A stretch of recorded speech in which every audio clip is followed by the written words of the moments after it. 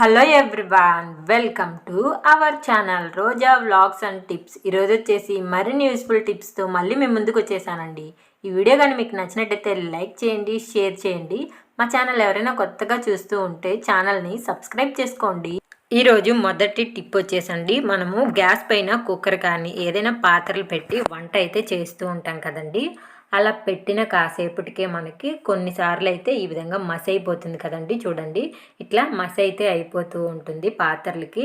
అలా అయినప్పుడు అండి కొంచెం సాల్ట్, పసుపు వేసుకొని ఇంకా పాత్రలు తోమే స్క్రబ్బర్తో అయితే క్లీన్ చేసుకుంటే చాలా ఈజీగా పోతుందండి. నెక్స్ట్ టైం మనము ఇలా పాత్రలు ఏదైనా పొయ్యి మీద అంటే స్టవ్ మీద పెట్టినప్పుడు మళ్ళీ అదే నలుపుదనం మనకి రాకుండా ఉండాలి అంటే అండి ఈ విధంగా ట్రై చేయండి, చాలా బాగా యూజ్ అవుతుంది. ఫస్ట్ అయితే నేను దీన్ని క్లీన్ చేసేసానండి. చూడండి, పసుపు, ఉప్పు వేసి క్లీన్ చేయడం వల్ల ఎంత ఈజీగా మరక అనేది పోయిందో.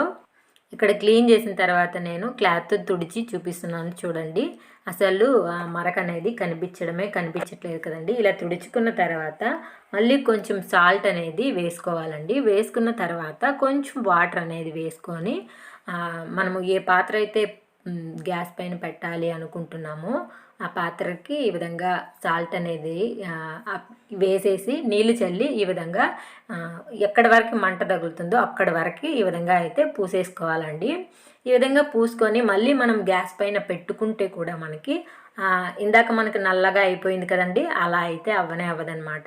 మీకు ఇక్కడ నేను మళ్ళీ పెట్టి చూపిస్తాను. చూడండి, ఇదే విధంగా మనము కట్టెల పొయ్యి మీద కూడా ట్రై చేయొచ్చండి, బాగా వర్క్ అవుతుంది అనమాట. కట్టెల పొయ్యి మీద మనము ఇలా పాత్రలు పెట్టినప్పుడు నలుపు అయిపోతూ ఉంటుంది కదండి, అలా అవ్వకుండా ఉండాలి అంటే ఈ విధంగా ట్రై చేయండి, చాలా బాగా యూజ్ అవుతుంది. చూడండి, పెట్టినా కూడా అసలు నలుపే అవ్వట్లేదు అనమాట. ట్రై చేయండి, చాలా బాగా యూజ్ అవుతుంది. మరొక టిప్ వచ్చేసండి, మనకి కిచెన్లో ఉన్న ఈ ప్లగ్ బాక్సెస్ బాగా మురికిగా జిడ్డుగా అయిపోయి ఉంటాయి కదండి. చూడండి, నేను జూమ్లో చూపిస్తున్నాను మీకు ఎంత మురికిగా ఉందో. అలాంటప్పుడు అండి వీటిని క్లీన్ చేయడానికి చాలా కష్టపడుతూ ఉంటాము. అలా కష్టపడాల్సిన అవసరం ఏమీ లేదండి. కొంచెం పత్తి అనేది తీసుకొని ఆ పత్తి పైన కొంచెం కొబ్బరి నూనె వేసేసుకొని ఇంకా క్లీన్ చేసేసుకోవడమే అనమాట. వాటర్ కూడా వేయని అవసరం అయితే లేదు. చూడండి, ఇక్కడ నేను మీకు క్లీన్ చేసి చూపిస్తున్నాను. కొబ్బరి నూనె ఇందులో వేసి మనం క్లీన్ చేస్తున్నాం కదా, ఇంకా తడి కూడా అనిపించదు అనమాట మనకి. చూడండి, నేను ఒక 5 నిమిషాలకే క్లీన్ చేసేసానండి. దానిపైన ఉన్న మురికి అంతా పోయింది. మనము బ్రష్ యూజ్ చేయనక్కర్లేదు, ఏమీ అవసరం లేదండి. ఈ విధంగా క్లీన్ చేసుకోవచ్చు. చూడండి, స్విచ్ బోర్డు ముందుకి ఇప్పటికి ఎంత తలతల మెరిసిపోతూ ఉందో. ట్రై చేయండి. మరొక టిప్ వచ్చేసండి, వాష్ బేసిన్ దగ్గర మనము సోప్ అనేది పెట్టుకుంటూ ఉంటాం కదండి, ఇలా కిందే పెట్టేస్తూ ఉంటాం అనమాట. అలా కిందే పెట్టినప్పుడు కింద భాగంలో మనకి ఏ విధంగా అవుతుందో మనందరికీ తెలిసే ఉంటుంది కదండి.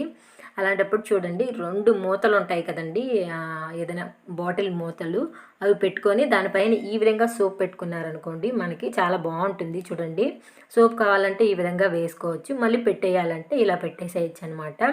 బాగా యూజ్ అవుతుందండి. చూడండి, ట్రై చేయండి. ఈ మూతలు ఎందుకు పనికొస్తాయిలే అని పడేయద్దండి. మరొక టిప్ వచ్చేసండి, తెల్లగడ్డలు వలవడానికి మనకి మామూలు సమస్య అయితే రాదండి. గోర్లన్నీ నొప్పులు వచ్చేస్తూ ఉంటాయి. అల్లం వెల్లుల్లి పేస్ట్ కానీ ఏదైనా మసాలా కూరలు కానీ చేసుకోవాలి అనుకున్నప్పుడు మన బాధ వచ్చేసి వర్ణనాతీతం అనమాట. ఎందుకంటే ఈ తెల్లగడ్డలు వలవడము అంత బాధగా ఉంటుంది కదండి. అలా బాధపడకుండా క్షణాలలోనే మనము ఒలుచుకునేలాగా చేస్తున్నామండి. ఈ టిప్ వచ్చేసి, ఒక చిన్న బౌల్లోకి తెల్లగడ్డని పాయలుగా విడదీసి బౌల్లో వేసుకొని కుక్కర్లో ముందుగా కొన్ని నీళ్లు పోసుకొని వేడైన తర్వాత ఈ బౌల్ అయితే పెట్టేయాలండి. పెట్టేసుకొని కొంచెము అలా 5 నిమిషాల కంటే ఎక్కువ కూడా అవసరం లేదండి, 5 నిమిషాలు పెట్టుకొని తీసేసుకున్నాం అనుకోండి, ఈ వేడికి ఆ పొట్టంతా మనకి మెత్తబడిపోయి ఉంటుంది అనమాట. ఇలా మెత్తబడిపోయిన దాన్ని మనం ఈజీగా చేసుకోవచ్చు అనమాట. అసలు ఎక్కువ కూడా శ్రమ పడాల్సిన అవసరం లేదు, గోరు నొప్పి అనేది రాదు, వేరే వాళ్ళ హెల్ప్ కూడా అవసరం లేదనమాట. ఈజీగా తీసేసుకోవచ్చు. ట్రై చేయండి. ఈ టిప్ అయితే చాలా బాగా యూజ్ అవుతుంది. ఈ టిప్ కానీ నచ్చితే మీ ఫ్రెండ్స్ అండ్ ఫ్యామిలీ మెంబర్స్కి షేర్ చేయండి. ఈ టిప్ ఉపయోగించి మనకి ఎన్ని తెల్లగడ్డలు ఒలుచుకోవాలో అన్ని ఈజీగా ఒలుచుకోవచ్చండి. ట్రై చేయండి. మరొక టిప్ వచ్చేసండి, ఒక చిన్న ప్లేట్ అయితే తీసుకోవాలి. తీసుకున్న తర్వాత అందులో వచ్చేసి కొంచెము పేస్టు అలాగే కొంచెం వ్యాజ్లిన్ అనేది వేసుకోవాలండి. వేసుకొని బాగా మిక్స్ చేసుకోవాలన్నమాట. వ్యాజ్లిన్ పేస్టు ఈ రెండు బాగా మిక్స్ అయ్యేంత వరకు బాగా మనము మిక్స్ చేసేసుకోవాలి. ఇది ఎందుకు యూజ్ అవుతుందో ఇప్పుడైతే చూద్దామండి. ఇప్పుడు వర్షాకాలం కాబట్టి అండి పిల్లల్ని అయితే బాగా దోమలు అనేటివి కుట్టేస్తూ ఉంటాయండి. కుట్టేసినప్పుడు వాళ్ళకి దద్దుర్లు వచ్చేస్తూ ఉంటాయి. ఆ దద్దుర్లు మానడానికి ఇది అప్లై చేస్తే చాలా తొందరగా ఆ దద్దుర్లంతా మానిపోతాయి. పిల్లలు ఇలా కుట్టినప్పుడు బాగా గోకేస్తూ ఉంటారు. ఆ గోకి ఇంకా పెద్దదైపోతూ ఉంటుందండి. అలా అవ్వకుండా ఉండాలంటే ముందుగానే దద్దుర్లు వచ్చిన వెంటనే ఇది అప్లై చేసేసేయండి. మనకి 1 డేలోనే నయమైపోతుంది. ట్రై చేయండి. మరొక టిప్ వచ్చేసండి, ఏదైనా ఒక ఓల్డ్ సాక్స్ అయితే తీసుకోవాలి. తీసుకున్న తర్వాత అందులో వచ్చేసి ఒక 2-3 స్పూన్లు అయితే బియ్యం అయితే వేసుకోవాలండి. బియ్యం ఇందులో వేసేసుకొని మనమైతే ముడి అయితే పెట్టేసుకోవాలండి. ఈ విధంగా ముడి పెట్టేసుకున్న తర్వాత ఇప్పుడు వచ్చేసి దీనిని తీసుకెళ్ళి మనము గ్యాస్ పైన ఆల్రెడీ పెనం పెట్టుకుని ఉండాలండి. ఆ పెనం అయితే హీట్లో ఉండాలి. అలా హీట్గా ఉన్న పెనం పైన దీన్ని అయితే కొంచెం బాగా వేడి చేయాలన్నమాట. ఈ విధంగా 2-3 నిమిషాలు తిప్పుతూ ఈ మూటను కానీ మనము వేడి చేసుకున్నాం అనుకోండి సరిపోతుంది అనమాట. ఇప్పుడు ఇది మనకి ఎందుకు యూజ్ అవుతుందో చూద్దాము. చిన్నపిల్లలు రాత్రి టైంలో ఒక్కొక్కసారి చెవున పని లేసేస్తూ ఉంటారండి. అంతేకాదు ఒక్కొక్కసారి వాళ్ళకి చెవులో కూడా వాటర్ వెళ్ళిపోయి పెయిన్గా ఉంటుందన్నమాట. అలా ఉంటే మనకి ఇంకా నైట్ అంతా నిద్ర ఉండదు. చెవు కింద కూడా ఒక్కొక్కసారి ఊదిపోతూ ఉంటుందండి. అలా వాళ్ళు ఎప్పుడైనా పెయిన్తో ప్రాబ్లంగా అర్ధరాత్రులు లేసారు అనుకున్నప్పుడు ఈ విధంగా ట్రై చేయండి. మీకైతే ఉపశమనం అనేది పిల్లలకి కలుగుతుందనమాట. మరొక టిప్ వచ్చేసండి, ఇప్పుడైతే వర్షాకాలం కాబట్టి మన పిల్లలు యూనిఫామ్ ఆరదు, హస్బెండ్ ఆఫీస్కి వెళ్ళే డ్రెస్సెస్ కూడా ఆరవండి. మనం వాష్ చేసామనుకోండి అంతలా వర్షాలు అయితే పడుతూ ఉన్నాయి కదా. ఇలా మనము తొందరగా ఒకవేళ సగం బట్టలు ఆరినా సరే అలా వదిలేస్తే అవి వాసన అనేవి వచ్చేస్తూ ఉంటాయండి. అలా రాకుండా మనము బట్టల్ని ఈజీగా ఏ విధంగా ఆరబెట్టుకోవచ్చు ఇప్పుడైతే చూద్దామండి. సగం ఆరిన బట్టలకి ఇది బాగా యూజ్ అవుతుంది. మన ఇంట్లో హెయిర్ డ్రైయర్ అనేది ఉంటుంది కదండి, అదైతే తీసుకోవాలి. ఫస్ట్ అయితే చేతులు ఇంకా బాడీ వైపు అయితే రబ్బర్ బ్యాండ్ అయితే వేసేసుకోవాలండి. వేసేసుకొని ఈ కాలర్ దగ్గర ఈ విధంగా మనము హెయిర్ డ్రైయర్ పెట్టేసామనుకోండి సగం ఆరిన బట్టలు తొందరగా ఆరిపోతాయి అన్నమాట. ట్రై చేయండి, యూజ్ అవుతుంది.